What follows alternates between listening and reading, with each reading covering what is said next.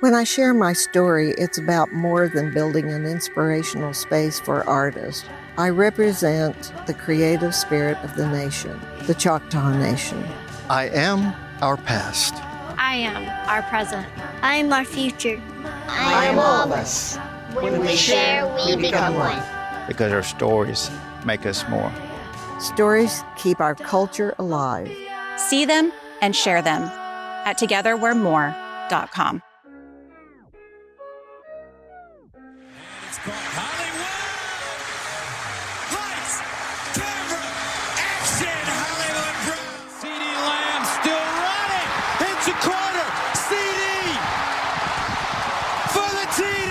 People don't know what it is to be champions. Oklahoma invented it. What's up, everybody? Welcome to Through the Keyhole. It's an Oklahoma football podcast. How am I doing, you wonder? Well, I'll just give you a little hint. My cheat day is on Saturdays. That's when I'll eat, crappy food. Because I'm trying to lose some weight. I've lost 10 pounds so far, so I've been doing a good job. Cheat days on Saturday. I went ahead and ordered Chinese food about an hour ago because I'm eating my feelings. I'm Brady Trantham. How are you all doing? I hope you're all doing well.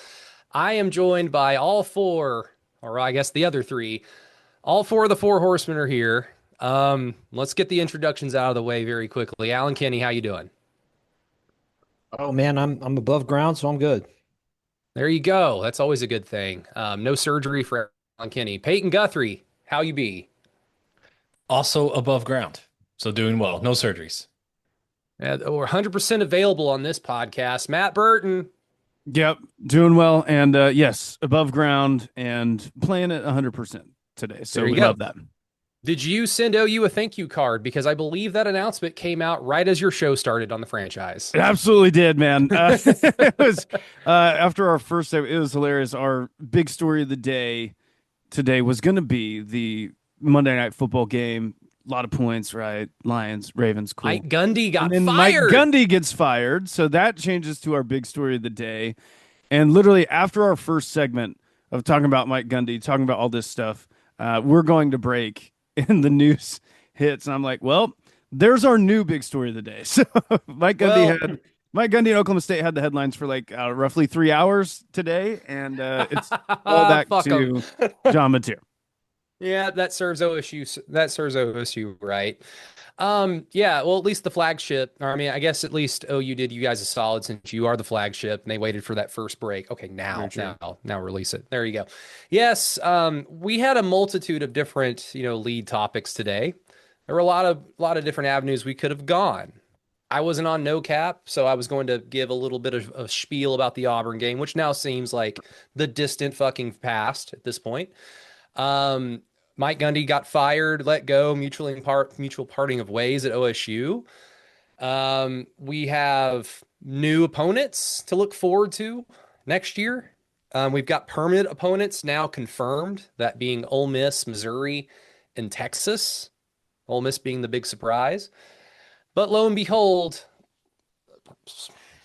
one of the worst random news breaks you could possibly ask for. John Mateer is getting surgery, and I believe, if I read everything correctly, it's 6:45 right now. He's either finishing surgery or out of surgery right now, somewhere in LA. Because if an OU quarterback is injured and requires surgery, we're gonna know who the damn doctor is. Because I like Dr. James Andrews. He's the guy, and he healed Sam Bradford, but not obviously didn't heal him enough. Yeah, that sucks. And we're going to get to that. We're going to get into as much as we can on a podcast. We don't have a time limit, but we also have lives. But before we get there, I wanted to give a shout out to our, I'm not angry at you. I'm just angry at life.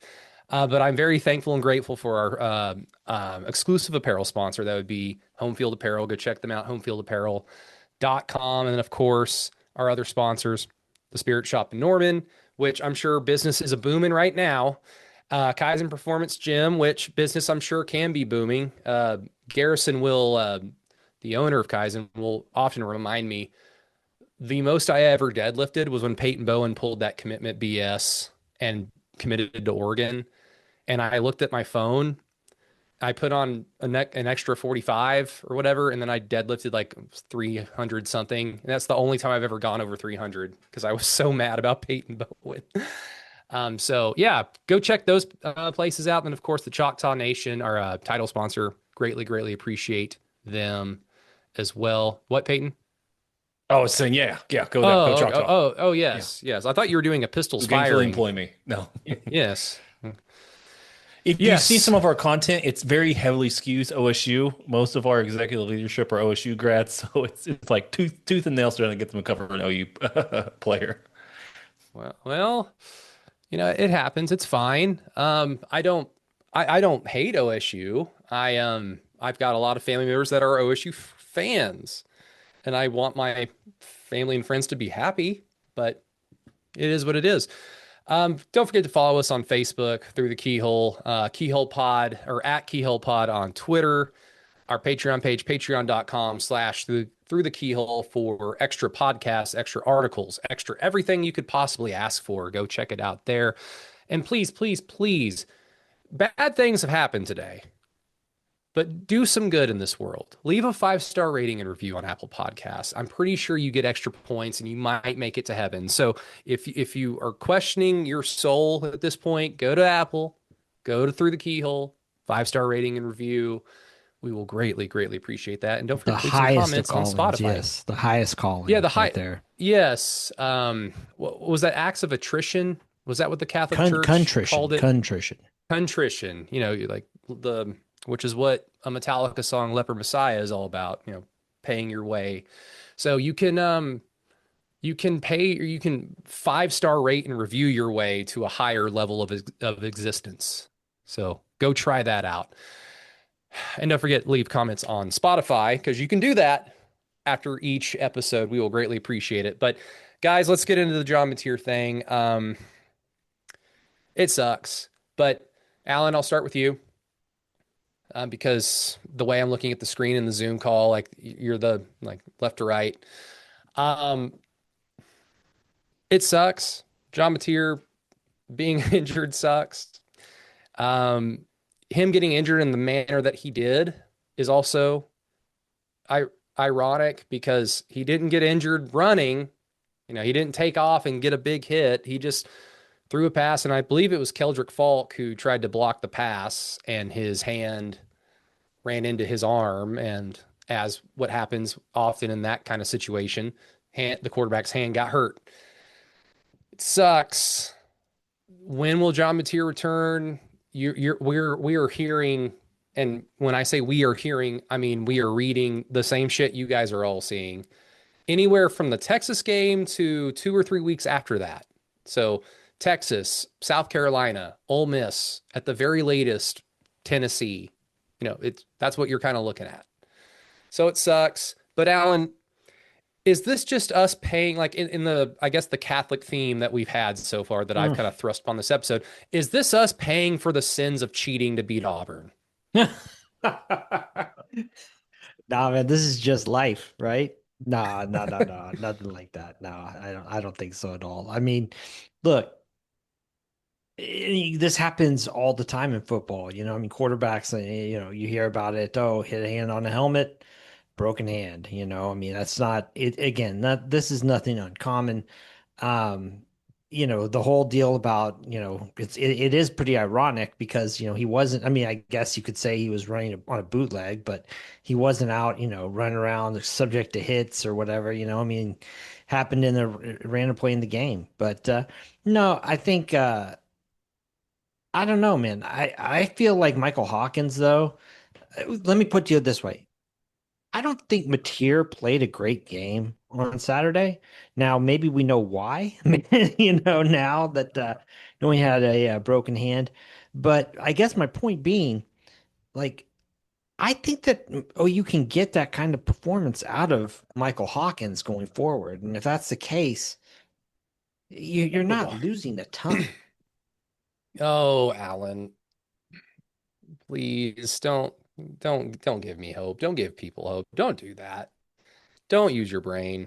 We're here to doom. No, I wasn't on no cap. We don't need to get into my deep thoughts about the Auburn game. I think I told you guys, I think during the game, I thought John Mateer absolutely sucked in the first half. Like whether it was him inaccurately throwing passes to people he was trying to throw to or just straight up missing people, he was awful in that first half. And I give a lot of credit to Auburn's defense because they brought the pressure, they were aggressive, and they did a lot of the things that they sought out to do in that game. And it clearly spooked Ben Arbuckle and it clearly spooked John Mateer.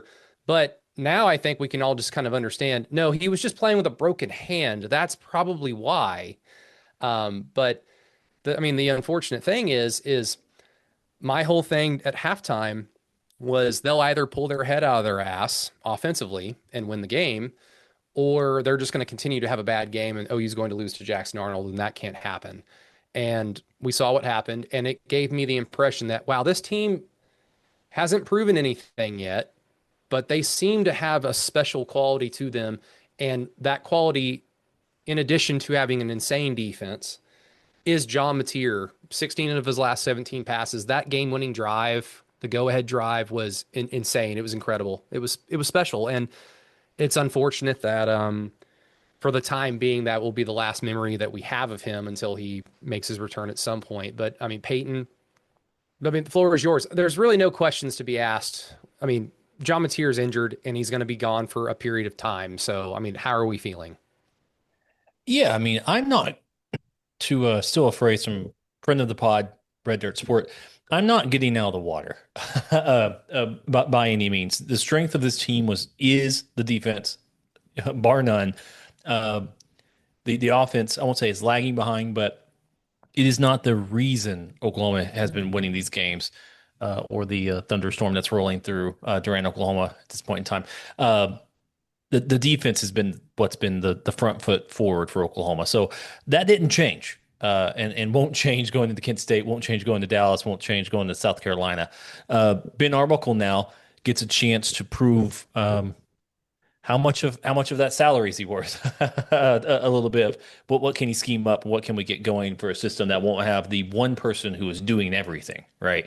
I think that's always been the bigger concern when people say you can't keep running this guy this way because he was the leading rusher, the leading the leading thrower, everything. So you're all everything quarterback is now sitting down. What does OU do? How can it respond? I'm more curious to see what Oklahoma looks like versus Kent State, what they try to do offensively, just out of curiosity. I don't think I had, again, I had Oklahoma 8-4, going 5-0, going 8-4. This may be a different way of getting to 8-4 than I thought, but this isn't a tank the season in any way, shape, or form at this point in time, unless it comes back that he's missing like 6 weeks, 7 weeks, or something. Then obviously that changes the calculus. Yeah, and look, this is not to pat me on the back whatsoever because it's not necessarily a take that I'm proud of. It's just something that I felt. I'm the person who believes in Michael Hawkins. I had that tweet in the offseason during fall camp that went viral for some reason. And a few people have already kind of retweeted it and showed it to me. And I guess I'll have to continue to trust my gut. I want to believe in Michael Hawkins, but I will say that his little appearance in the Temple game did not give me much hope, but it's different when you're running with the twos and you come in during a blowout game on the road compared to what he's going to be experiencing against Kent State. And then if he has to play the Texas game, I think we all think Ben Arbuckle's a good coach, coaches a good system, helps out his quarterbacks, all those things. So, you're right, Peyton. Like, I don't necessarily think that the season is doomed. I think that they can accomplish a lot of the same things that we all kind of thought that they could. And of course, if John Mateer is able to come back and be healthy sooner rather than later, then that of course means that the season's not doomed. It's just a shit sandwich, quite literally, and we have to eat it. Matt, same thing. What direction do you want to go with this bullshit? Are you ready for the new era of sports in Oklahoma?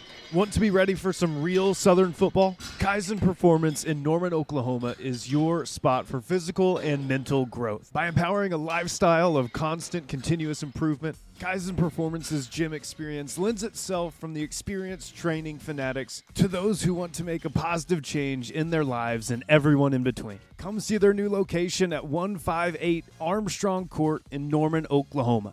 With experienced trainers who understand that every client has individual desires and needs, in-person and online customized training programs and nutrition plans, Kaizen Performance has everything to offer for you to meet your goals. Again, their new location is 158 Armstrong Court, Norman, Oklahoma, 73071. Seriously, Brady works out there, and so does Peyton when he comes to home games. Come work out with us and get ready for the week-to-week grind of real Southern football. Kaizen Performance, Norman's own local gym where your goals are a workout away. Well, I mean, obviously this happened, so I got to talk a lot about it today. Get all my thoughts out there. Yeah, I mean, it sucks, obviously. I mean, I don't know what else to really say. You had a guy that was at the top or near the top of the Heisman odds. I know it's just been 4 games, but it's a guy that's been playing some pretty decent ball, and it's not like you have another one of those guys on the bench, right? I mean, this isn't a Baker Mayfield, Kyler Murray situation where you have another one of those guys just waiting in the wings. That was, I want to say, like, overwhelmingly, there was more optimism from our listeners, OU fans today, of just like, hey, Michael Hawkins, let's go. Like, let's kind of excited to see what he looks like with a healthy wide receiver core, a healthier offensive line, and a guy who seemingly knows what he's doing in Ben Arbuckle and John Kusiewski. Like, I want to see what that all looks like with Michael Hawkins placed in there, but there were some that just took it as like, oh, well, you know, here's another free pass for Venables and like all this shit. I'm like, dude, nope, no free passes. None. I'm like, no free passes. Okay, so he's supposed to just have a plan B when you're Heisman. He's got the best defense in the country. He's got the best defense in the country, and the skill position players are pretty damn good. Everything is kind of set up for Michael Hawkins to just don't be terrible. Now, if he's not terrible, does that still equate to you winning Texas or winning on the road at South Carolina? South Carolina doesn't look particularly good, but Lenore Sellers is special, so who the fuck knows? There's no free passes. Okay, well, you bring in John Mateer. You bring in John Mateer for a shitload of money, and you hire his offensive coordinator with him. To me, that feels like plans A through C, and then maybe you get down to like plans. That's option D, right? It's like, well, when your plan A, B, and C goes out, I like what more is Brent supposed to do? My main thing is like, I mean, Brent is fucking cursed. It seems like I think that's just pretty evident now. He just about as snake bitten as you can get as a head coach when a guy that is again leading the Heisman odds list right now just goes down injured and breaks something in his thumb. So I mean, I don't know. I'm not putting a lot of this on Brent at all. Like if any of it. So I just can't get there. I can't get there with that. But the defense is set up like this. It would be just great if the turnover floodgates could start opening, please. That would be awesome for this. They OU still defense. haven't got a turnover. They still haven't. So funny. Still have not forced a turnover. So no, I mean, I was with you, Brady. Not as like, oh, I think Michael Hawkins is going to be a major factor this year, but I wanted to see what it looked like, right? I mean, I thought it was going to be like garbage time, like all this stuff, like of course, but I wanted to see at least what he looks like with stuff seemingly set up around him way better than it was. I mean, it's not even in the same stratosphere as to what it was last year. So, yeah, next man up, right? I mean, Michael Hawkins, it's your time, man. It is your time. Yeah, it's look, that's probably very cutthroat of me. But at some point you've got to have results, and Brent probably is cursed. I mean, Alan, you live around DC, so you live around a whole bunch of, I'll just describe them as like witch doctor types that work in prominent buildings around the DC area. Could you probably get in their ear and ask them if they can reverse whatever witch curse has been placed upon Brent Venables? Is there any home remedy? Not Tylenol, but is there anything that Brent Venables can take so that his key players don't get hurt anymore? Well, look, I love OU football as much as the next guy, but if I have any influence on healthcare and health policy in the United States, I'm gonna use that for a couple different things based on the way this is going. But it wouldn't be that wouldn't be the first thing on my list, right? But no, I'd certainly love to figure something out here. I mean, I think that everybody always wants to throw out theories about like, oh, well, if you go too hard, you're going to burn your team out or in practice or preseason or whatever. And maybe there's something to that. But again, like this is, just one of those things, man, where it's like they got a hard draw on the schedule. And I think that that's part of it too is, I mean, if you're playing a team like Auburn or playing in Alabama or something like that, you're going to be getting more rushers coming at your quarterback. You're not if you're getting Vanderbilt, maybe you're getting a little bit of an easier draw, right? Just something to think about. Oh yeah, should we? Okay, you kind of teased it. Should we just go ahead and get the opponents out of the way? Matt, do you have them pulled up? Does anybody have them pulled up? Yeah, while Matt's pointing that up, let's not forget here. If you're going to blame a coach, you did have a former 6'2" linebacker blocking on that play. Yep. So if you're going to blame a coach, there's an easy one to blame. Oh, was Jaron Kanek the protection on that play? Mm-hmm. Yeah. Yes. Yeah, did you guys notice? I mean, I don't think you guys talked about. I mean, why would you? But did you guys notice upon your rewatches that they lined up Ryan Foje at tight end? Yeah, if they've done that already, if they've done that already this year, I've just not noticed it. I thought I saw that against Michigan. I could be wrong there, but yeah, no, it's and it's one of those things too. It's like some of the guys that OU's been running out at tight end. Why not? Can they just have Foje run a route so we can have tape of it? What's that?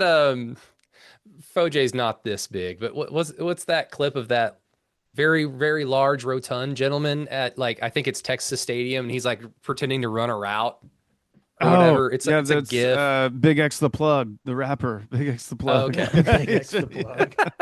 Just do something like that, Ryan. We got to keep the defenses honest so that they have to respect you because you can do it. Matt, in between all this entire shit sandwich that is today, the SEC released OU's opponents for the next 2 years, home and away, not necessarily in order of appearance, but just in terms of the teams that we will be playing at home and on the road. And of course, by now everybody knows OU's permanent opponents for at least the next 4 years, Texas and Missouri. Those are big does. And then the third one was Ole Miss. So real quick, around the room, gents. I mean, were we happy with that? I was shocked that it wasn't LSU or Florida.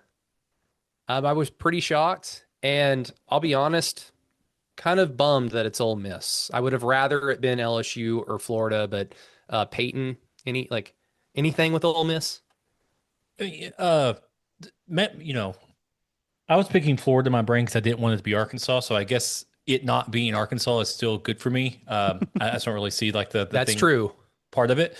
Ole Miss, Oklahoma.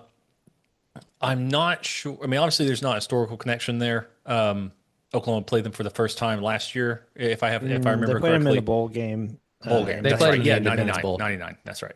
First time in Oxford. Correct. Last year. So there's no real historical tie. Oklahoma did have historical ties of Arkansas, so you could have done that at least regionally. There's some interesting stuff there. It being Ole Miss just kind of seems like they ran out of teams to do, maybe on that side of it. Maybe there was some stuff on the AD level or the administrative level of wanting these teams to be there, or maybe Oklahoma wanted to do it for some recruiting purposes. It does kind of put you right smack dab in the middle of SEC country every other year. which you'd be there anyway. Other teams, I'm not for sure. I mean, it's not a big highlight, but if you look historically about these records of the teams they've got, Oklahoma got a pretty damn good permanent 3 if you're looking at it from that side. Alan, anything with Ole Miss? No, it really doesn't do much for me, now. And I guess the one thing to think about is like if Lane Kiffin were to up and leave for like Florida at the end of this year, all of a sudden Ole Miss looks like a better draw. You know what I mean? That and these do get reviewed right after every 4 years. So, every 4 years. Yeah, I don't. Obviously, Texas is staying. I would assume Missouri stays as well, and maybe they just switch out Ole Miss here in 4 years. Now, like once order is fully restored, when OU was back to being a full-on championship contender, whenever that happens, and they start beating Missouri, like 6, 7, 8, 9, 10 years in a row, like we periodically, routinely did. Maybe that's when they're like, yeah, let's have them play Arkansas now, and no more Missouri because poor Missouri. Yeah, I mean, Ole Miss kind of bores me. The only thing that I like about it is it gives OU a chance to destroy the Confederacy. Matt, what was the 26 and 27 opponent slate, if you would do us the honor? Yep. The home games will be Ole Miss in 26, obviously one of the permanent ones. Again, you got Kentucky at home, South Carolina at home, and Texas A&M at home. And then your aways are going to be Missouri, Florida, Georgia, Mississippi State. And obviously Cotton Bowl, Dallas. Woo! The swamp and between the hedges, right? Is that what they say? Oh yeah. I think I'd like to go to Georgia next year. Just off of curiosity, is Texas playing Vanderbilt again? I did not look at Texas's schedule because I will effort. They do. Texas on the I believe Texas on the even years gets Kentucky and Vanderbilt. Well, in that special. Well, in their odd years, they get punched in the face. Yeah, next year they do not get Vanderbilt. So, man, I was full on ready. Oh, go ahead, Alan. Oh, no, I was just going to say, so OU's got road games in 2026 at Michigan, at Georgia, and at Florida. Yep. Oh, yeah. Okay. Yeah, the swamp's hard, guys. Like, Texas plays Florida, what? Not this Saturday, but next weekend. Mm-hmm. And Billy Napier, I mean, does Florida play this week, or are they also on a bye week? Or they played Miami last Saturday. I think they're off. Yeah. Okay. Well, Napier might be fired because, look, I'm still shocked why OSU waited until Tuesday to fire Gundy. It's so random. So weird. So Napier might be fired, but regardless of that, like Texas going on the road with mid-ass Arch Manning, who stunted on a Sam Houston State player. Well, it's because he like shit talked him in the first. Like, okay, it's Sam Houston State. That's the alma mater of Rhett Bomar. Like, please give me a break. It's still going to be a tough game because the Swamp is a difficult place to play, and if Texas wins and looks good doing it, then that will be concerning. Yeah, the big house between the hedges and the swamp. Gonna be quite the road trip. Alan, if you could go to one of those, where are you going? Ooh, good question. I think I'd take Michigan just because I feel like, God willing, if I'm still here in a couple years, you will get a chance to go back between the hedges or the swamp. But who knows when the next trip to the big house will be. Peyton? Yeah, I think the big house is the answer. I mean, I don't. The big house is the answer. Man, I'm not going to ask you. Yeah, I agree with them. Well, I guess let's go back to John Mateer just a little bit, because, I mean, well, I guess let's transition it to either best wishful hopefulness takes / Michael Hawkins. And look, I'll remind you guys, OU's first GM went on a podcast once, and he proclaimed that Michael Hawkins would one day win the Heisman at OU. So maybe Curtis Lofton knew something.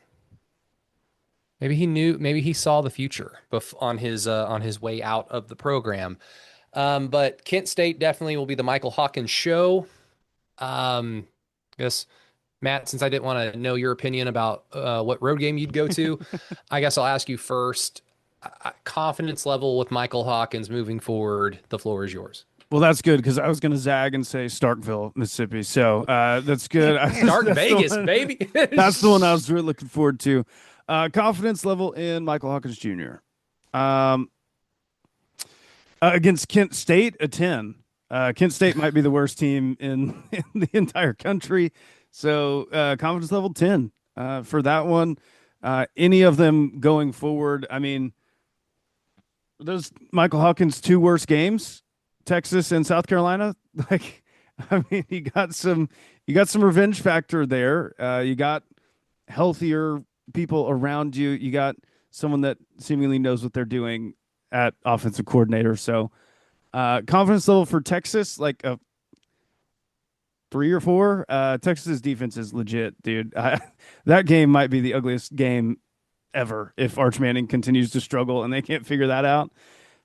Might be the ugliest game of all time. And then South Carolina, I don't know, man. That's just, they lost a lot of dudes off that defense last year that gave Michael Hawkins trouble. So I guess confidence go up to like a 5, 6, something like that. But it's tough, man. If Hawkins has to go, playing the Cotton Bowl again, where it did not go well the first time, then at South Carolina, where, I mean, everyone knows what happens. The game was over in 5 minutes. I guess that maybe like, is that where, not where everyone's bar is, but I think the first hurdle is like, okay, don't lose OU a game in the first 5 minutes again. That would be very helpful.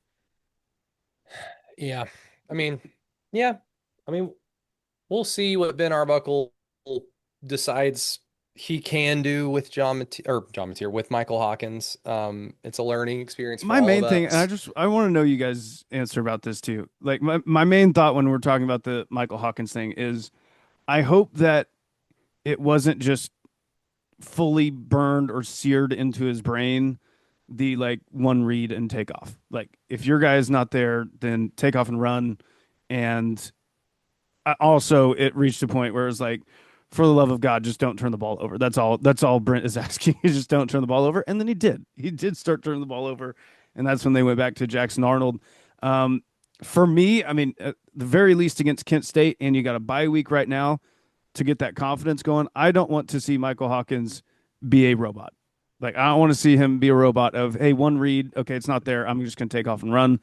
I don't think that will do any good for OU. Like, just try to make him play quarterback. And if it's not there, yeah, take off and run. But I want to see some progressions, especially with, an offensive line that has done a little bit better job, like a lot better job than last year as far as pass protection goes. So I don't know. That's my fear, is that it was just seared too much into Hawkins' brain and he just can't shake that. Yeah. Alan, I wanted to get your thoughts first. I'll just lay down the baseline here.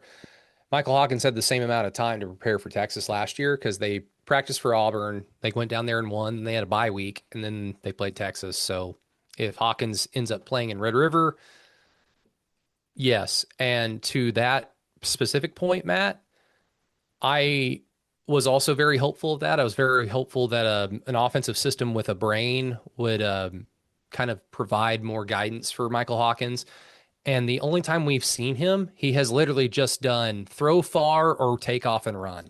Now, Temple, off the bench, game's over. Who knows?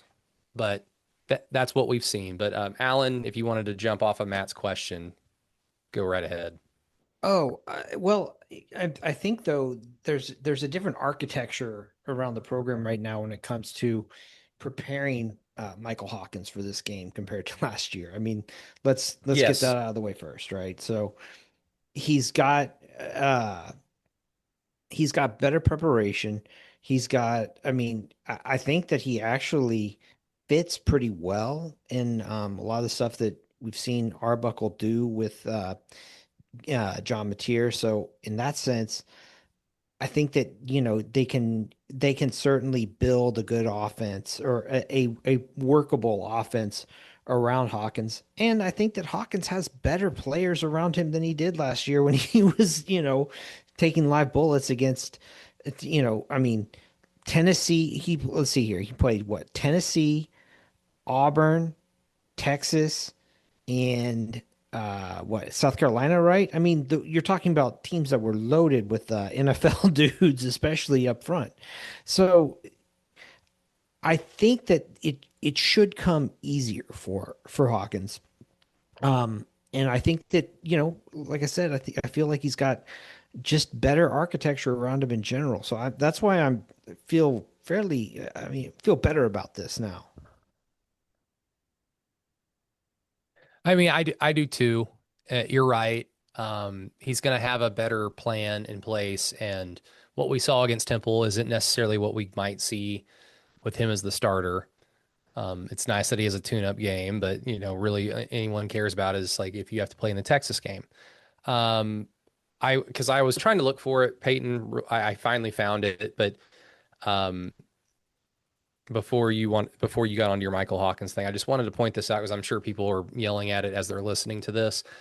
Jared Goff did have the same injury as John Mateer, a year or two ago, and he went to the same doctor that John Mateer is going to surgically repair his thumb, and Jared Goff came back 12 days later to play a game for the Lions. So I guess there's some credible hope, but with his style, like I would just be nervous, or I would just be like, I don't know what would be better if John Mateer played and he was falling to the ground, bracing with his right hand away from leaving the game, or just go all in with Michael Hawkins. So we could talk about that later, but if you wanted to go in on like Michael Hawkins expectations or hope or lack thereof, please do. I mean, I have hope that he's going to be a good football player. I mean, he's recruited to play for Oklahoma. He's got some starting experience, in the SEC. He's won games in SEC games, so we understand he has the athletic ability to do it. And maybe there's some stuff in the run game that he can pull off that Mateer couldn't. Right now, is he going to be the guy who's able to set back and slide around in the pocket and make a couple dudes miss and hit somebody downfield? That's not going to be his game. But is he actually going to be able to put some air under the football? Maybe that happens. So, yeah, I'm not going to say it's going to be a business as usual, but you have to play next man up. I'm going to go ahead and flow into your other topic. The moment John Mateer can play football, you roll him out there and you play football. I mean, this isn't a sport that rewards cowardice. It's a sport that rewards people trying to win football games, and maybe that's caveman of me to think it that way. Maybe that's, foolhardy of me to think it that way. But the moment you start playing scared, that's where you start. That's when you can get injured, right? It's funny because he got injured. I remember when I talked about the scrambling thing, and Davis texted me. He's like, your topic about Sellers not being injured as much because he's bigger immediately went out the window because he gets a concussion. But he got concussion in the pocket. I said, John Mateer probably won't get hurt scrambling. He'll probably get hurt in the pocket, and he gets hurt in the pocket. I mean, that's just football. I mean, I think you have to roll with it. You put him in a little glove or something, and you say, all right, rip it, grip it, rip it. Let's go. Because he gives you an opportunity to win a national championship. And this schedule, 8-4 is good against the schedule. It probably doesn't get you in the playoffs. You need him to get you to 9-3. Yeah, no, and you're right. I mean, if I'm a coach, which I'm not, if John Mateer is good to go in any capacity, you play him. I'm just talking about my perspective as a fan because it's what I thought going into the Texas game when Sam came back in 2009. I was very happy that he played against Baylor and looked good, but he clearly looked like, he doesn't look the same. He's clearly dealing with some pain or injury or whatever. But I was always fearful that if he gets hit again with this shitty offensive line OU had in 2009, so it's a very high likelihood that it happens. If he gets hit again, is he just going to get hurt again? And 5-6 plays into the Texas game, that's exactly what happened. And it just sucks. It just sucks. That's just my idea as a fan, or just my personal perspective. man, I just wish I could go into games and just be confident. But now you have all these other things you worry about. And, I don't have any control over this, so I shouldn't be worrying about it in the first place. But yeah, it's silly. All this is silly. Hell, where do we want to go next, guys?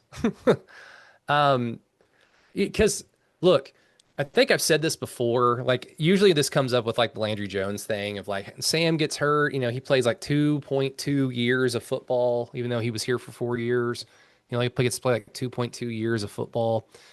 And Landry Jones plays what seemed like a decade unscathed. Not that I wanted him to get hurt by any stretch of the imagination, but it's just like that happens. And now Jackson Arnold last year got hit, I mean, a billion times. And that dude just gets up. And on Saturday, he got hit a billion fucking times. I don't see him on the injury report for Texas A&M on Saturday. It's like, why does this happen? So I guess the next topic, Alan, is, are we firing the medical staff now again? Well, the thing about Jackson Arnold, though, is, he doesn't throw the ball. He holds onto it forever. So, he's not going to be fewer shots, at injuring his hand that way, That R. Mason Thomas sack, the first one, what? Oh, I know. What are you doing, you egghead? I mean, he went all the way around the hoop. What I mean? It looks like Pee-wee football. I remember like the first year or two I ever played football, I played defensive end because I wanted to be Dan Cody. And that's how I would pass rush. I would just run around the tackle. It's exactly what it looked like. And he just stood there. And what is he waiting for? Yeah. I hope Jackson Arnold's mom intervenes and says, honey, you can't play this sport, not because you're not talented, but you're going to get yourself killed. And we don't want that. So go play baseball. You don't get hit in baseball. You have, your decision is made for you. Throw the ball to second. Okay. Boom. Yeah. There you go. And we know he can rip that sumbitch. So Jackson, for your health and safety, please consider a different sport. But Alan, Peyton, where do we want to go next? I mean, I would be remiss if we didn't talk, at least to some degree, about the Mike Gundy situation in some level of depth. I mean, he is the greatest coach in OSU program history. It takes him to the highest of their highs. Obviously, an extremely good player for them. I know it's Oklahoma Sooners podcast, but it's the other flagship program in the state. I guess you really can't say other flagship, but the other massive program in the state, which is not only on hard times currently, but also now having to force out its, again, winningest best coach in history. It very much so reminds me of the TCU stuff of a few years ago of Patterson. You just don't see it happen like this very often. Usually they can exert some political will to kind of hold it on a little bit longer. I mean, even just look at an Auburn, Bruce Pearl goes out and it's like, I'll leave, but you got to have my son's got to be the coach. It's just it's a strange thing when it comes to college sports and the head coaches. And this is a guy who's been there for 20 years now. Did a lot of battles with Bob Stoops and these guys when they were rocking and rolling. Oklahoma State had some really, really damn good football teams. That is true. Man, like Mike Gundy gets let go. I was at the gym today, and that was around about 11:30, I think. 11:45 is when Dylan Buckingham, I believe he was the first one to break it formally of KFOR in Oklahoma City around that time. And I was actually with friend of the pod, Ryan Chapman, at the gym. He was the one who showed me the tweet, and we were just like in the middle of our workouts. And for about the next 30 minutes, we just took a break. And we're just like, what? Why did this happen on Tuesday? Why? He had his press conference on Monday, and it was fairly tame for Mike Gundy. And usually if something like this is going to happen, you do it on Sunday after the game, or I guess in this case, Saturday after OSU loses to Tulsa in Stillwater on Friday night. So, yeah, I put it out on Keyhole because Gundy was OSU's quarterback from 86 to 89. He's in a assistant coach from like 90 to 93 or 94. And then he was an assistant coach at Baylor in 1996. And then he came back to OSU as the offensive coordinator in 01. Let's see, 01 till 04. And then, of course, the head coach from 05 till recently. He is 7-26-1 against OU. And that includes that 1 year at Baylor because that was the first year of the Big 12. Yeah, it's weird, but I mean, Allen, Texas Tech has money. Oh, so does OSU. So, I mean, do you kind of see this as just like, okay, clearly there are schools that we are of similar stature with that are buying into the current landscape. You are not doing that, Mike Gundy. And if we don't fix this, we could be completely and utterly left in the dust if we're Oklahoma State. So, I mean, is that as simple as it should be? Oh, I mean, I'm assuming that they probably just took the temperature. I'm assuming that like probably attendance was pretty bad for the Tulsa game. Donors probably. I mean, donors ultimately, if they want him out, they're gonna move on it. And you know, and like I get it. Everybody, regardless of what you think. I mean, Gundy was phenomenal at drawing attention to himself with those rants, his statements, his plain spokenness. But that only plays when you're winning, and on top of that, when you're not. I mean, he was setting the thing about the stuff with Oregon, for example. Okay, I mean, it wasn't just a matter of him calling out Oregon. He was setting up his players to go there and get slaughtered. Like we all know how Dan Lanning, reacts to that kind of stuff. But I mean, Gundy, he had that obsession about money and paying players, and he could not ever let it go. And I mean, so you end up getting stuff like that. I mean, I don't know. To me, it was just after a while, he's just, as good as he might have been, the new environment, he made no efforts really to ever adapt to. And, he was just so hung up on the money thing all the time. I found it really just, I don't know, just gross. Are we sure that that statement was about Oregon?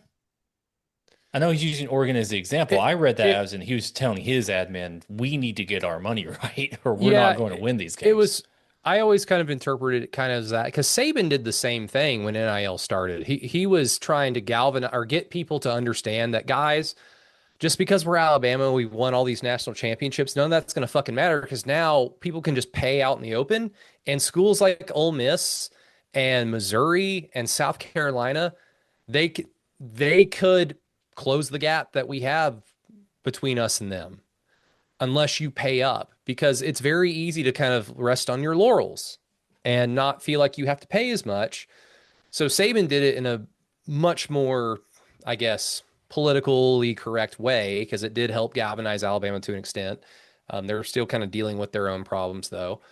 But with Gundy and OSU, he's just so crass half the time that he wasn't calling out Oregon as like, oh, they're only good because they pay money. Like he kind of complimented them, like they're invested in winning, which is that's a compliment. But he, like Alan said, it's just we're gonna go get our ass kicked, and I just want kind of damage control before it happens. That's why we're gonna get our ass kicked because they pay $1 billion for their roster, we pay like 25 cents, and this is the result you're going to get. But I mean, I don't know. It's just Gundy has been.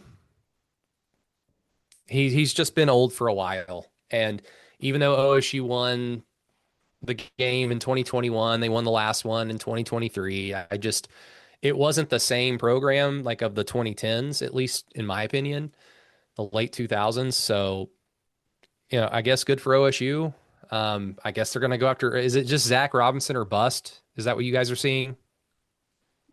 I think if you ask the fans, I think the fans would really want Zach Robinson. I I don't know. Things aren't going very well for him right now in Atlanta.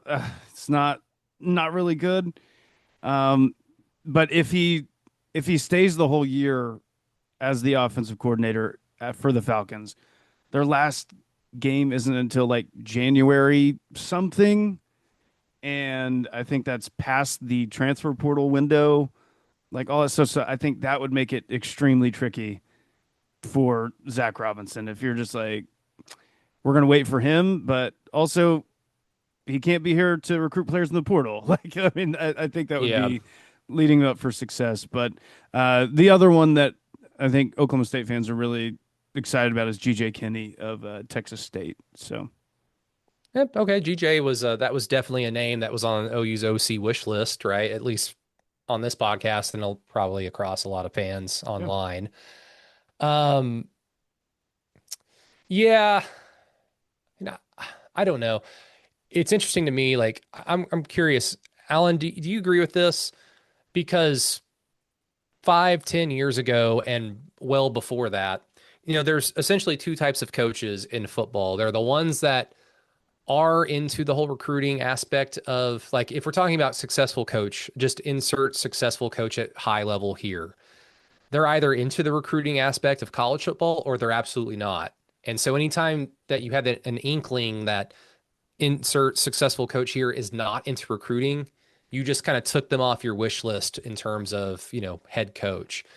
I mean, I think of, like, what's his name? Joe Brady, the LSU's quarterback passing coordinator guy. And he's the OC at, or is he the OC at Buffalo now? Yes. Okay. So he was a guy that obviously made a lot of noise in college with the 2019 LSU team when they won the national championship. But the whole thing with him is that he's not into recruiting at all. So remove any like wish of him being your next head coach if you're like an OU or a Texas or whatever. He's not into that. But with the current way the sport is being built, OU has done this already. They have a front office. I think more so than head coach, OSU needs to get an athletic director on contract and then build out their front office so that maybe they can attract a coach. Maybe it's Zach Robinson, and sell it to them as like, this isn't college football coaching from 5-10 years ago. You'll recruit, sure, but your whole life isn't recruiting now. Like, we have a front office and a scouting department for that. You just come here and coach. Like, is that fair to assume that that's where the sport is kind of going now? I mean, I think that you could, I think the head coach is always going to have some type of, role in recruiting, simply just because, the head coach is the one who's going to be with the players more often. The head coach will be the one that's more in charge of, setting the tone, the culture. Kids, parents are going to want to see that, right? But I think that, there are different ways to do it too, though. And a guy like, for example, Dan Mullen, who had he clearly did the recruiting, but the way that he came off about it was, it was such like he felt like it was such a waste of his time or what have you. I don't know. I mean, maybe there's a guy like that who this kind of job would appeal to. Like, hey, you come here and you're going to be a football coach, right? And, we'll, set up a front office that not only does the high school stuff for you, but also, can turn this into maybe a good place where guys went to Alabama or Oklahoma or Texas and didn't quite make the cut there, but they can still play, and you can take them on as a transfer here, that type of thing. Yeah, and I kind of also tend to believe, and I understand why OSU does, or at least their fans don't think in this manner, because Pat Jones was there for a long time and won a lot of games, but like his 90s tenure really balances out his success in the 80s, in my opinion. So he ends up being kind of average, in my opinion. They had two other really good head coaches, and then they were Jimmy Johnson and Les Miles. Well, they left at the first chance to go to a bigger program, even though, like, I mean, I guess Miami had won the national title under Howard Schnellenberger, but they weren't the U just yet. They were kind of an independent that wasn't invested in football by any stretch of the imagination. So it was still kind of a risk, but better talent base, no doubt, if you're Jimmy Johnson to go to Miami. But I get why they want to go for someone that's from the family. Dude, kind of going back to what Peyton said about like, this is a game, this is competition. And if you are cautious about it, you're kind of already mentally losing. Go hire the best head coach. And if they're from Stillwater, great. And if they're from Athens, Georgia, or if they're from Gainesville, Florida, and you're like, well, then they're going to just leave when Florida comes calling. So fucking be it. Be successful. So I understand why you want Zach Robinson, but go out and hire the best head coach. And hell, Texas Tech hired a high school coach. And yes, they've got $1 zillion from oil, but I mean, they're doing fine. I mean, Peyton, what do you think should be done? Should be done for Oklahoma State's future as a football program? Oh, are we saying they should scrap it? No, I mean, it's just, I don't think there is, I think they're so farther down the barrel than what they want to believe, from the outside looking in. And I'll only say that because I recently had some, interactions with their NIL stuff, filming some stuff for the Great Choctaw Nation. If you want to go check that out, we have an amazing interview with Tegan Jameson, OSU wrestler, that'll be coming out in December. Boom. And it's not the most robust NIL situation out there in Stillwater, and with all the TV deals going on, and the Big 12 is really trying to centralize a lot of stuff. So they lost Learfield, there's a lot of stuff that's like on the industry side that we're just not aware of because we're football fans, that have really hit these Big 12 teams, OSU specifically, at this point in time. And now they have to buy out Gundy, they have to buy out that staff, and whoever gets hired at Stillwater next year, it's probably looking at a 2 to 3 year job. I mean, it's a bounce back, it's a rebound, it's the whole thing. In wrestling terms, they would call it a transitional champion, where it's like we get the belt off the good guy to get it to a bad guy so the other good guy can win it. It's just going to be that for Stillwater. So whoever they hire, I do not expect them to succeed in any way, shape, or form. I think that buyout, while it may not be like crazy to think about, because we're watching A&M be good after paying Jimbo Fisher still like $20 million a year or something. I just don't think Oklahoma State has the just has the institutional will or institutional funding to succeed immediately after Gundy. I would probably say, from OSU fans who are listening to this, and I know one in particular that listens to this podcast, you're probably looking just at a few years of the wilderness while they rebound out of this. Yeah. I guess, like, spitting this back onto OU, I mean, Alan, you kind of opened this whole up with the whole thing about how Gundy just kind of talks about money, like, recently. I mean, that really started when the announcement came down that OU was going to join the SEC, where he would have those impromptu press availabilities and he would act like he was debating the media in a scrum, even though the media is not there to have a back and forth with you. They're there to just let you talk and ask questions. And, Gundy used that as his kind of firing squad to basically bitch and moan about OU leaving. And because Gundy understands what that means for OSU. OSU is able to succeed because they can compare themselves to OU on a year-to-year basis. Like, even though OU won the vast majority of their games against Mike Gundy when he had that thing rolling, those games were still good. They were competitive. They were entertaining. And so when you're OSU and you're winning 9 or 10 games and you're just barely losing to OU, you kind of have this feeling of, okay, we're pretty damn close. We just need to do this or do this. When you don't play OU and you're looking for a new head coach and you're trying to adapt to a new landscape of how the sport is being built and played, who do you compare yourself to? Like, they've got a rivalry with Texas Tech, but it's not really a rivalry. They don't really have anything now to kind of measure themselves up to. And not that they'll, and I'm saying this is like a reality. I'm not trying to be mean if you're an OSU fan listening to this, but they're never going to measure up to OU. It's just, they're not going to. But on a year-to-year basis, with good coaching, clearly they've shown that they can build a program that can compete with a team like OU.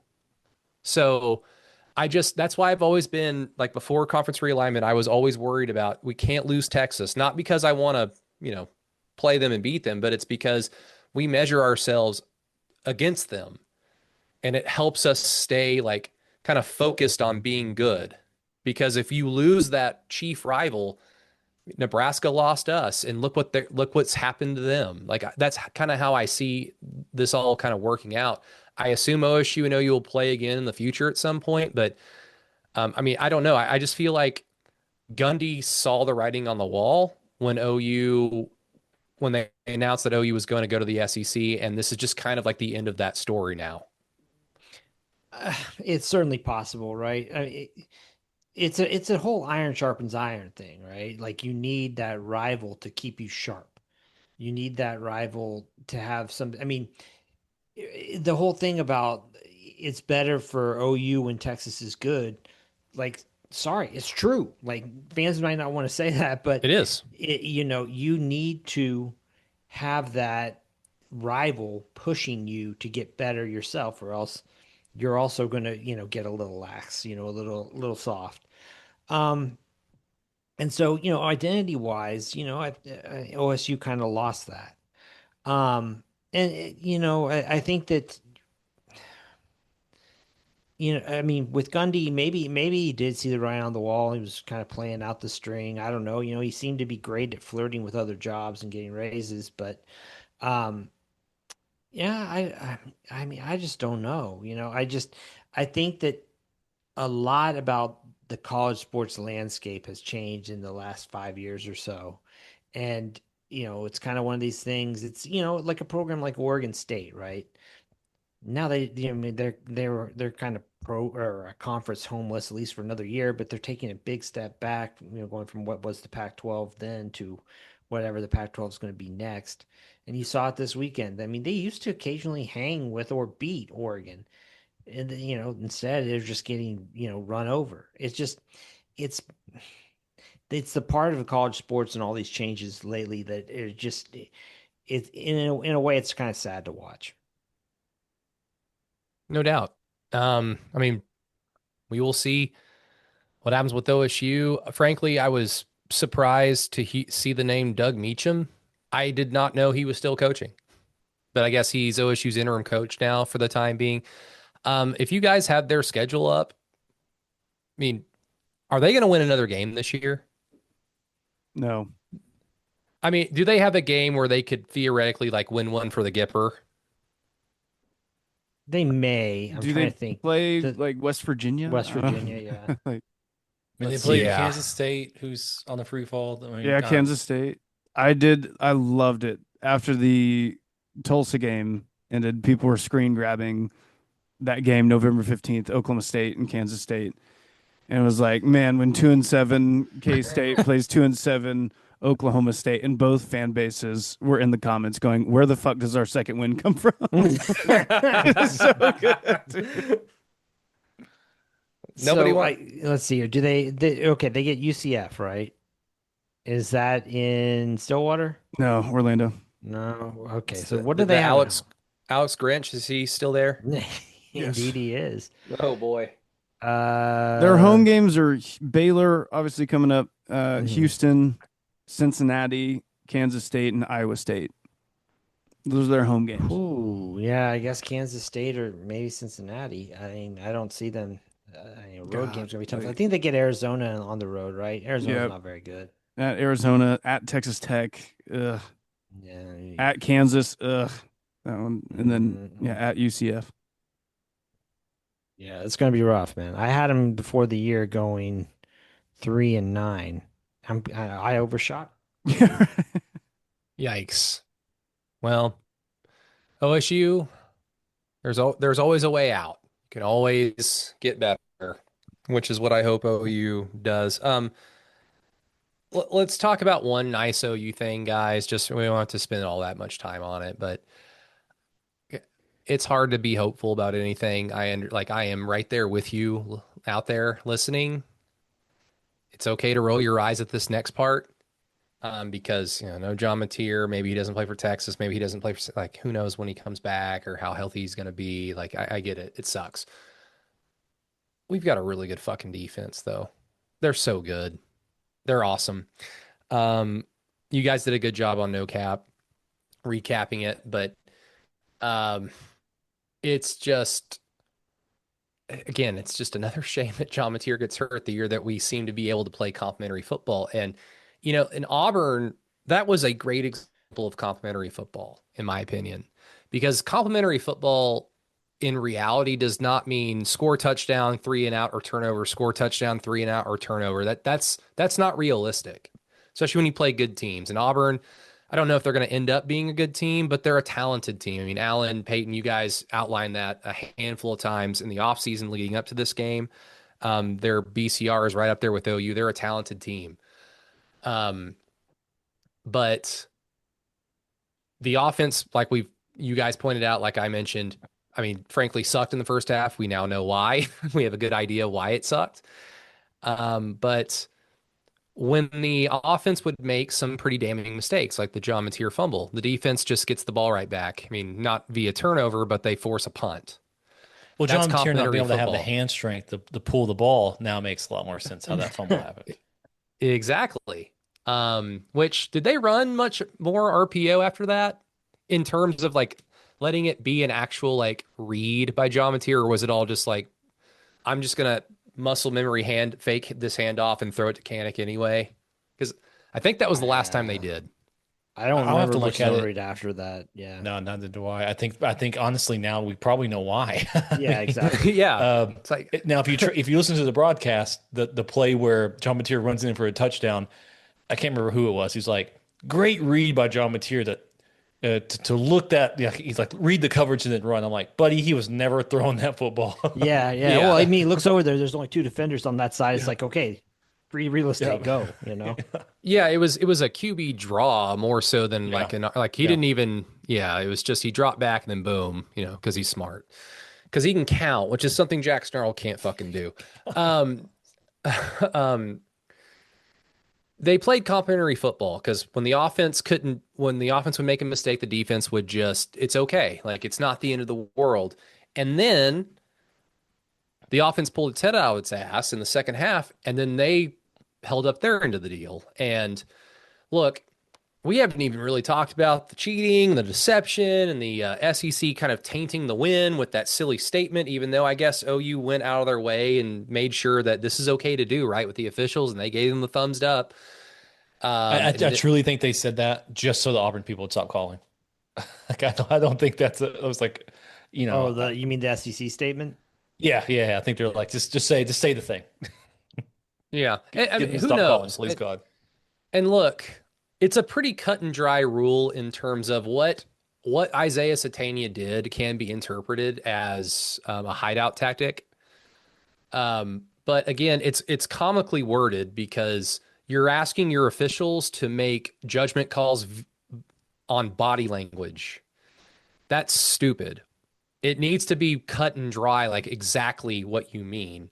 So the easiest way to do it would be like, if you linger towards the sideline, then that's a hideout tactic. Or do like the NBA thing, like when the Suns and the Spurs had that altercation, or was it the Suns and the Lakers? I can't remember, but when Amari Stoudemire came onto the court, and then from that point on... Oh, that's Spurs, baby. Robert Ory. Winning that's right. The Spurs another championship. Yep. Hip check Steve Nash into the stands. Yeah. So after that, the NBA implemented the rule, which still, I believe, stands to this day, of like, if you're on the bench and an altercation happens on the floor and your foot touches in the field of play, like on the court, then you are suspended. So it's cut and dry. So, because I thought the rule would say something like a hideout tactic is where you pretend to run out of bounds to come off the field, and then a player pretends to come off the bench, but then they just go back really quickly. To me, it should be like, if you have someone come off off the bench onto the green grass of the field, then they've committed to be eligible for that play. But it's not worded like that. So what happened was one of two things, probably two things happened. The officials just didn't know the fucking rule, or they interpreted the body language accordingly, because Isaiah Satania he didn't jog. He just literally walked and looked at Ben Arbuckle and then lined up near the boundary, which is legal. So the officials either interpreted it correctly or didn't know the rule, and then Auburn just didn't see him. So they all screwed up. But the SEC releasing the statement, in my opinion, tainted the win, because now it's allowing Auburn to just be like, we got fucking robbed. Shut up. Well, I mean, the win's tainted regardless. I mean, everyone's tainted if you look at it from the refs and stuff like that. I mean, they were already going to complain about the fumble return. They were already going to complain about, XY, the missed pass interference, which they scored right after that. Anyway, I know. It's just how it is. It's playing Auburn. Any win against Auburn is going to be quote unquote tainted, because I've now realized how that fan base operates, which is fine. College football makes crazies out of all of us. They're just the craziest the bunch I've had to deal with on social media so far. Yeah. I mean, I put it on the Monday post on Patreon. From where I was sitting, I immediately knew Isaiah Satania bobbled the ball when he touched it. And so when you saw the replay that they showed on the broadcast, which was not the entire play, because it didn't show you the key aspect of the play, which is when he touches it, he bobbles it, which is why he never had control of it. So when he fumbles it, it's an incomplete pass. So sorry, it looked like one, and it's a bummer, but lose me. I was at Oregon in 2006. Fucking lose me, Auburn. You didn't lose because of that. And look, fine, take off the touchdown. You weren't going to score a touchdown 2nd and 35. Well, maybe not. And also, let's remind everybody, we did have a 4th and 2, like inside the 10, that we decided to kick a field goal. So if you take that touchdown out, maybe we decide to go for it. And Auburn, are you going to stop John Mateer? Because you didn't do it when it mattered. And ultimately, it doesn't matter. And hell, that pass interference, Peyton, I watched Greg McElroy's recap video, all 65 minutes of it. And the last thing he talked about was the officiating at the Auburn game. And he still brought up the pass interference. And I get that it's like, just as an example of the bad officiating, but it's like, it didn't matter. They scored on that drive. Move on, you Jag quarterback. Man, so that's my fault, guys, because we didn't even get a chance to talk about the defense. But Alan, Peyton, Matt, somebody, defense, awesome. Yeah, I mean, the defense, like I mentioned earlier, talked about what was going to happen. What was my thoughts about John Mateer and the injury and Michael Hawkins? I mean, the thoughts is next man up, because the defense is what's leading this team to begin with. And it's a Brent Venables football team. It's led by the defense. It will be led by the defense. And honestly, it'll also be led by making back-breakingly stupid mistakes penalty-wise when they don't need to. That's just a Brent Venables calling card at this point in time. Yeah, I mean, I look at when people talk about like, oh God, it kind of is the whole thing with John Mateer right now. I mean, I don't know. I look at the OU Texas game, for example, and think, okay, you got two really good defenses here going at it. I kind of trust OU's defense to hold up, or OU to hold up a little bit better at this point than that, based on what I've seen from Texas offense. I mean, Mateer is out there a hero ball in it, which, I mean, with a defense like this, they can erase a lot of mistakes. It's not the same as what OU was used to playing with in the past. I mean, so again, there's just a lot to it. And one thing I'll also like note to everybody going forward, I realize, we think of Jackson Arnold as a flop of a quarterback, and in a lot of ways he is. We saw that, right? But I mean, he can still throw a go ball. Right. And he can still run really well for a quarterback. And that makes an offense hard to defend. And OU's not going to have many scenarios like that where there's a dude like Cam Coleman on the outside running go routes, and a quarterback who can run it as well as Jackson Arnold behind a good offensive line. And so, keep that in mind going forward, that OU's going to have plenty. I mean, this was it doesn't sound like an extremely hard test on its face, right? Because Auburn isn't, the kind of team that ranks really highly in SP plus offense or whatever. But personnel wise, it's a tough ask. Yeah, and I'm glad you brought that up because I guess I'll tip off a little bit of what I assume West of Everest is going to talk about because I watched the second half with Lee, and he, being a defensive back guy, he was not at all pleased with Cortland Guillory. And I think the further away I got from the game, the more I understood, okay, well, against Texas and against South Carolina and Ole Miss, we're not going to be running the same defensive strategy as we did against Auburn, where we wanted Jackson Arnold to throw the ball.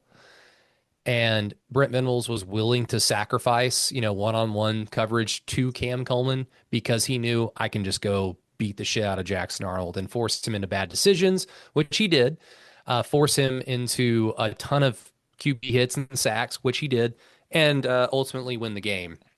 Against Texas, you're not going to put Cortland Guillory on an island as much as you did against Auburn. So I have confidence and more so optimism with Cortland Guillory in the secondary, but Brent Venables in the secondary, it's kind of a tale all this time.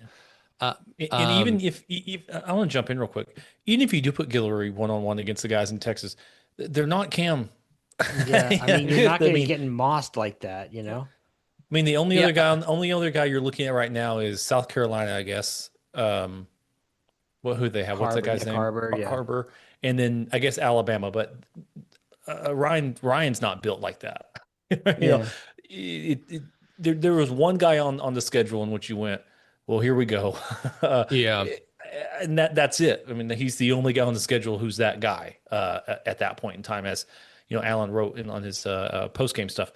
It's him, and if Jeremiah Smith wasn't alive, Cam's number one wide receiver in college football.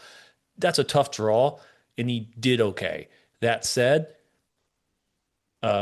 he just got beat on that side. Who was the other guy? They also threw out number 12, who Devon Jordan. He was the one who did the stutter and go, totally got completely burned. Yeah. So I think Cortland stood up pretty damn well. It's just hard to do it when you're 5'10", 180, it's 6'4", 230 or whatever. Yeah. But keep in mind too, like when OU sees Ryan Williams, it's Ty Simpson back there. Are you really worried about him taking off? Like 3 safeties that game. Yeah, you don't need to worry so much about dedicating your safeties to the run box there. So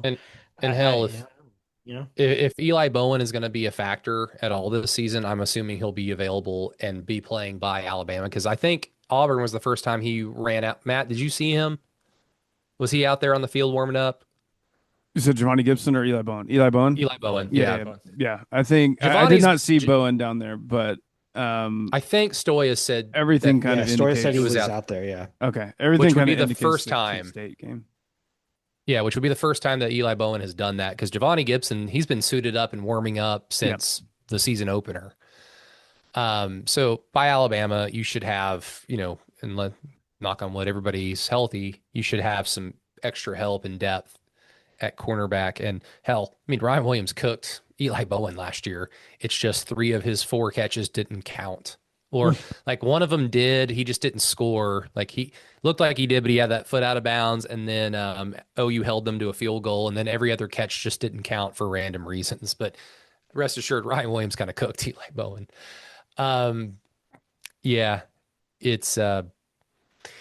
You can't have it both ways. You can't sit there and champion Cortland Guillory after he shut down Michigan, because they targeted him 5 times and he surrendered no catches in that game. But you also can't say he's a lost cause and he sucks and he's never going to get better, because Cam Coleman cooked him. And in large part because Brent was like, I'm sorry, like you're the sacrifice on defense today. So that's the way I see it. Let's get to our score predictions for the Kent State game, even though it's a bye week. We are free to change this, because I just wanted to give our friends at the Spirit Shop some extra shout outs, extra pub. The Spirit Shop has been Norman's source for wine, beer, and spirits since 1976. We feature the biggest selection and best prices in town. Thousands of different wines, beers, spirits, and more.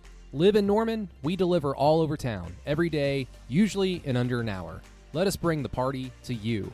Go to our website and order online at www.thespiritshop.org or give us a call at 405-321-3100. That's 405-321-3100. In from out of town for the game? Come see us at the corner of Main and Berry, just 2 miles east of I-35. Take the Main Street exit and browse thousands of fine wines and hard-to-find bourbon in store. So this is kind of our bye week prediction, how we're feeling right now, which, very raw emotionally because of John Mateer. We're going to be able to change our minds if we feel a little bit more confident, depending on what we learn over the next handful of days going into next week's podcast. So we don't have to be married to these scores just yet, but maybe we will be. So the score prediction sponsored by the Spirit Shop. I'm going to have OU at 38-10 because I'm just in a low place emotionally. And again, I believe in Michael Hawkins, and I'll specifically say I want to believe in Michael Hawkins. But we struggled offensively against Illinois State. Why won't we do the same thing against Kent State? And, it's just demoralizing to lose your Heisman Trophy caliber quarterback. So that affects the entire team. So a ho-hum win for OU. Alan, what do you got? I got OU 42-0. Kent State's terrible. It would take I think for Kent State to score here, it would take some type of, turnover or, defensive touchdown, something like that. And, maybe OU emotionally has a little bit of a setback because of the playing Hawkins, but sometimes that actually pumps the team up, and, they've got to play sharper, or they're working on different things, or they want to get different looks at, different stuff. So, they'll be a little bit more aggressive maybe. So I don't know. We'll see. But I'll stick with 42-0. I like it. Peyton, what you got? I'll do 38-3. I'll say that Oklahoma continues to do what it does every game. It will fumble or throw an interception deep in its own territory, allowing the other team to kick a field goal. And Matt, you wrote your score down. You didn't say who. So on the Google Doc, I just went ahead and said, because you didn't mention it, I'm going to assume you have Kent State shutting out the Sooners. I do, yeah, 35-0. Wow. It's over. It's over. It's so over. No, 35-0 OU.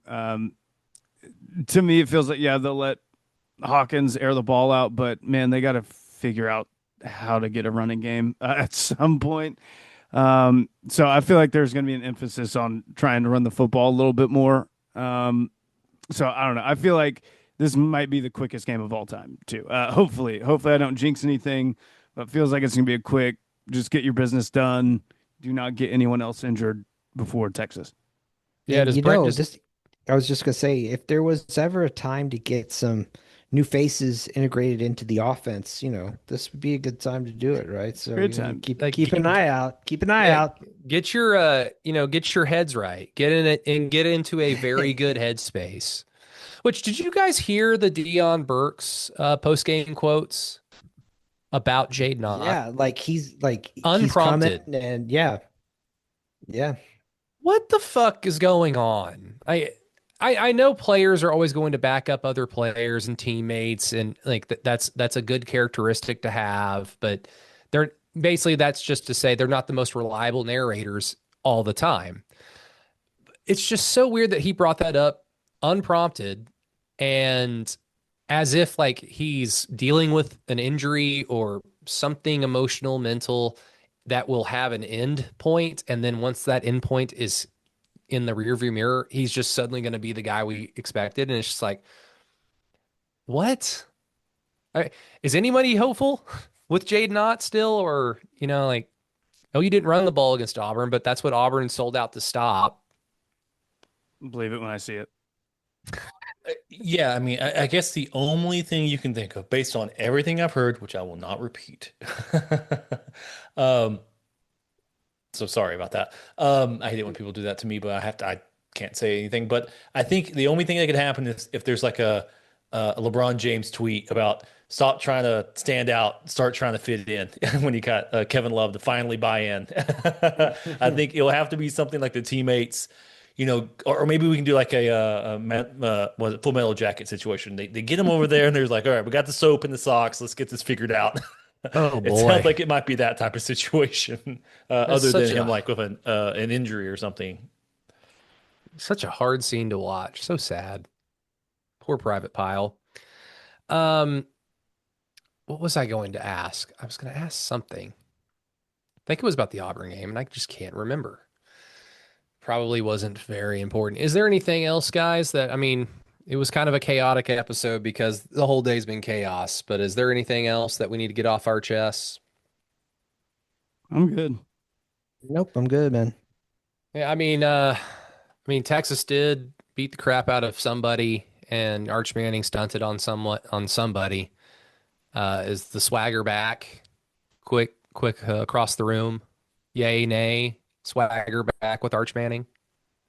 No. I think Florida is going to bring it right back to them. Right, they still have a good defense. They're going to hit him a couple times. He'll start rushing things around a little bit, and then when it comes to Dallas, I mean, I haven't seen anything. And Alan, you watch offensive line a little bit more than I do, or however. I mean, has anything about the much ballyhooed offensive line coach down there in Texas make you think, yeah, they're ready to stand up against this front four of Oklahoma? No, not even close. I mean, I heard about how much better the offense, the running game looked against Sam Houston State. But let me see here. I think that Sam Houston State's two interior defensive tackles were like 260, 270. So, I mean, yeah, okay, yeah, you're pushing those dudes around. Congratulations. Like it's going to be different. Who played? What was it? Michigan?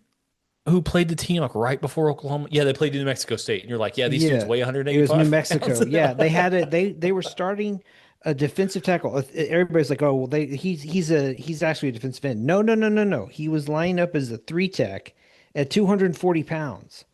That's when I saw that, I was like, oh, no, hold on, I've got this whole thing wrong about Michigan. Like they're not going to be able to run the ball on OU. Yeah. Well, they beat Nebraska for us, so that was helpful. Thank you, Michigan, for doing that. I did remember what I wanted to ask you guys real quickly about. It was about the Auburn game. Are we at all super ultra concerned about OU's inability to manufacture a traditional run game? And I will just say that I'm not necessarily worried because that's what Auburn set out to stop. We knew they had a very talented front seven and they showcased that.